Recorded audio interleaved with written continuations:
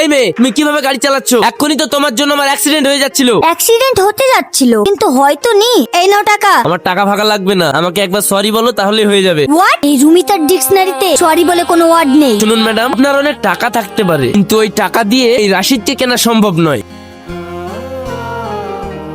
Sir, আমি গরিব মানুষ বলে বড় লোকেরা ইচ্ছা করে আমার সাইকেলের উপর 4 চাকা তুলে দিয়ে আমার সাইকেলটা ভেঙে দিল। আপনি ওর নামে কেস লিখুন। চুপ কর, জানছো খান্নাতনি ও ইচ্ছা করে অ্যাক্সিডেন্ট করবে কেন? তুই মনে হয় 4 চাকার সামনে চলে এসেছিলি। শোন, তুই টাকা নে, সাইকেলটা সেরে নেগা যা। এনি আর কোনো বাড়াবাড়ি করিসনি। আমার টাকা লাগবে না, টাকা দিয়ে এই রাশিদকে কেনা যাবে না। যদি কেস মেটাতেই হয় আমাকে সরি বলতে বলুন, সরি বললে আমি কেস তুলে নেব। কি? আমাকে ছোট লোকের কাছ থেকে মাপ চাইতে হবে? শোনো দাদু, আমার ডিকশনারিতে সরি টরি বলে কোনো শব্দ নেই। আমি সরি বলতে পারবো না। ঠিক আছে, তাহলে স্যার আপনি কেস লিখেন। এই, আমার কথা শুনবি না? দেখবি এক্ষুনি লকআপে ভরে দেবো। ঠিক আছে স্যার, ভরে দেন। আমি জেল খাটতে রাজি আছি, কিন্তু অন্যায়ের কাছে মাথা নত করবো না। দেখ, ওর যেহেতু দোষ, ওর সাথে একবার ক্ষমাটা চেয়ে নে, তাহলেই তো হয়ে যায়। ঠিক আছে, সরি।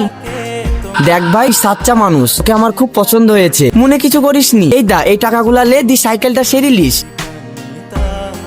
আরে জান পাখি, তুমি আমাকে রেখে একা কোথায় যাবে? আমাকেও নিয়ে যাও। এই ছাড়ো, তুমি আবার আমার পিছু নিয়েছো। আরে আমার এই ছেলে, তুমি মেয়েটার হাত ধরে টানছো কেন? আরে এটা আমার বউ। আসলে রাগ করে বাপের বাড়ি চলে যাচ্ছে তো, তাই রাগ ভাঙাতে এসেছি। চলো তো, রাগ করে থেকো না।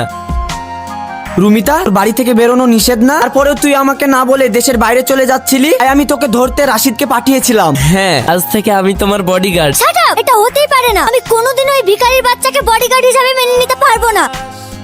শুধু 2 মাস টাইম নেব। এই 2 মাসের মধ্যে আমি তোমাকে সাইজ করে দেবো। রাশিদ ভাই, তুমি কিন্তু সাবধানে থাকো। আজ ম্যাডাম তোমাকে সাহায্য করার জন্য 3-4 জন গুন্ডা ভাড়া করেছে। বাজারে যাওয়ার নাম করে ফাঁকা রাস্তায় তোমাকে পেটানোর প্ল্যান করেছে। কি রে, তোরা এখানে ফিস ফিস করে কি বলা বলি করছিস? না না ম্যাডাম, আমি রাশিদ ভাইয়ের সঙ্গে একটু কথা বলছিলাম। এই যে বডিগার্ড, নাও চলো বাজারে একটু শপিং করতে যাবো। আচ্ছা ম্যাডাম।